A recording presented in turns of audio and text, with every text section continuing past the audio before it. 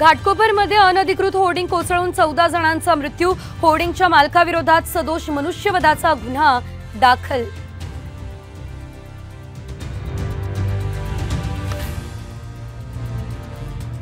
होर्डिंगचा मालक भावेश भिडे याचा उद्धव ठाकरे यांच्यासोबतचा फोटो, राम कदम यांच्याकडून ट्विट, तर भिंडे आणि ठाकरेंचे संबंध सिद्ध करा, अनिल परब यांचं आव्हान।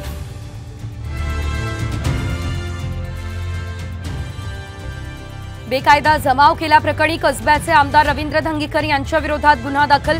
2 दिवसांपूर्वी सहकारनगर पोलीस स्टेशनमध्ये केलं होतं आंदोलन।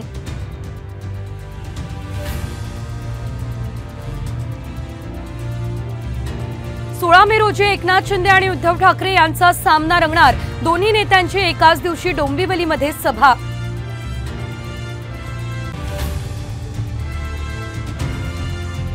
मनोज जरांगे 4 जून पासून अंतरवालीमध्ये उपोषणाला बसणार। 8 जूनला नारायणगडावर घेणार जाहीर सभा।